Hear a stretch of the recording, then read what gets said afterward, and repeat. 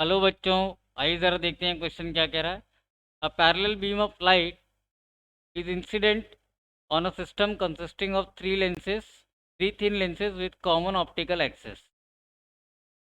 A parallel beam of light is incident on a system consisting of three lenses with common optical axis.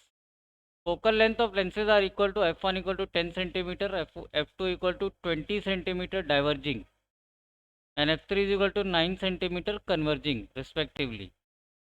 The distance between first and second lens is 15 centimeter, and between second and third is 5 centimeter. Find position of the point at which the beam converges when it leaves the system of lenses. ठीक है, आइए solve करते हैं।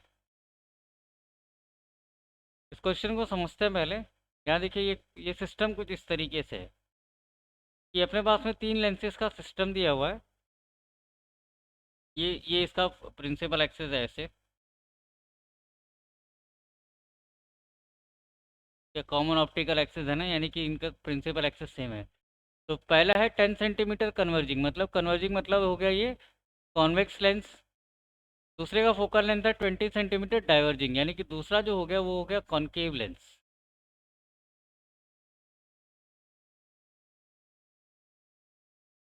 ठीक है, this is L1, this is L2, और तीसरा again 15 centimetre है, सॉरी 9 सेंटीमीटर है कन्वर्जिंग। तो तीसरा वाला जो हो गया वो वापस से कॉन्वेक्स हो गया। ठीक है, अच्छा, इनके बीच का जो डिस्टेंस है वो कितना दिया हुआ है, 15 सेंटीमीटर। और सेकेंड एंड थर्ड के बीच का जो डिस्टेंस है वो दिया हुआ है 5 सेंटीमीटर। तो मुझे बताना है कि जो फाइनल इमेज पोजीशन होगी, फाइनल जो इमेज कन्वर्ज कहाँ किस पॉइंट पर होगा। ठीक है, तो एक पैरेलल बीम ऑफ लाइट इस तरीके से इंसिडेंट हो रही है। तो क्या होगा, ये पहले यहाँ कहीं पर आकर के मीट करेंगे। ठीक है, फिर ये जो ऑब्जेक्ट होगा, ये जो इमेज बनेगी इसकी पहले वाले की, let me call this as I1, this will act as an object for this L2। फिर यहाँ से ऐसे कुछ इमेज जाएगी, let me extend this like this. ठीक है, तो ये इस तरीके से जाएंगे, ये कहीं यहाँ पर कन्वर्ज होते हुए दिखेंगे। फिर this will act as, let me call this as I2, and this will act as object for L3। तो ये यहाँ से इमेज जाएंगे इस तरीके से, और ये इस तरीके से कन्वर्ज हो गया, मे भी कहीं पर इस तरीके से मिले कन्वर्ज। ठीक है, एंड दिस इज I3। तो मुझे ये पॉइंट निकालना है। चलिए सॉल्व करते हैं इसको। ठीक है, फॉर लेंस L1, अगर मैं फ्रॉम लेंस फॉर्मूला, अगर मैं लेंस फॉर्मूला यूज़ करूँ तो 1/f is equal to 1/v minus 1/u।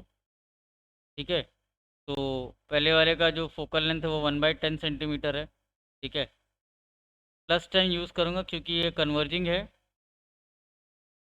1/v निकालना है, माइनस 1/, अच्छा ये पैरेलल बीम है तो मैं इसको इन्फिनिटी यूज़ करूँगा। ठीक है, और क्या यूज़ करूँगा, माइनस इन्फिनिटी। क्यों, सिंस, एक तो पहले लिख देता हूँ बीम आर पैरेलल। ठीक है, और negative because of sign convention. Sign convention क्या कहता है कि जो रेज प्रोपोगेशन के अपोजिट डायरेक्शन में जो डिस्टेंसेज होंगे वो सारे नेगेटिव होंगे, तो ये उल्टे डायरेक्शन में जा रहा है ना। तो दिस इज 1/10, 1/v, और ये तो ज़ीरो हो गया। तो v की वैल्यू कितने आ गए, 10 सेंटीमीटर। ठीक है, this is 10 centimetre from L1, therefore it will be 15 minus 10, that is equal to 5 centimetre from L2। ठीक है, तो अब मैं यहाँ पर फॉर L2 लिख लेता हूँ। L2 के लिए भी same, 1/f is equal to 1/v minus 1/u। यहाँ पर f जो है ना वो है मेरा डाइवर्जिंग, तो यहाँ पर -20 लिखूँगा, और ये v की वैल्यू निकालनी, let me call this as V2, तो V1 बोल देता हूँ, तो V2 बोल देता हूँ। And this V1 will now act as object, तो यहाँ पर 1, और यहाँ पर जो है साइन कन्वेंशन के हिसाब से यहाँ पर आ जाएगा -5। ठीक है, तो this will be -1/20, is equal to 1/v2 plus 1/5. So 1/v2 will be equal to -1/5 -1/20. तो यहाँ से v2 की जो वैल्यू निकल कर आती है वो आती है -4 सेंटीमीटर. तो ये जो यहाँ देखो ये यहाँ कहीं बना, तो अब ये जो टोटल डिस्टेंस होगा वो कितना हो जाएगा? ये तो ऑलरेडी कितना दिया हुआ 9, और ये 4 और यहाँ पर ऐड हो गया. This will be 9 + 4 13 centimetre. ठीक है.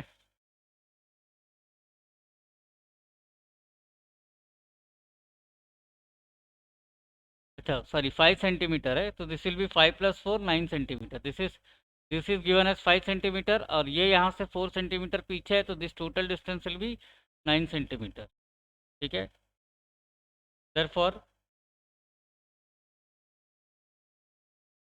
Distance from L3 will be equal to 5 minus of -4, तो ये हो जाएगा 9 सेंटीमीटर. ठीक है. तो फॉर L3, तो 1/f is equal to 1/v minus 1/u. ठीक है. तो 1 ये f की वैल्यू कितनी है? इसका फोकल लेंथ कितना दिया हुआ है? थर्ड लेंस का फोकल लेंथ दिया हुआ है 9 सेंटीमीटर, और ये v3, और 1 और ये इसकी वैल्यू कितनी दी हुई है? -9. ये क्योंकि उल्टे डायरेक्शन में है ना, तो यहाँ से 1/9 is equal to 1/v3 plus 1/9, यानी कि 1/v3 0, यानी कि v3 की वैल्यू कितनी होगी? Infinity. This implies rays are parallel. Now if rays are parallel, इसका मतलब क्या हो गया? they do not converge at any point. और यही है अपना आंसर.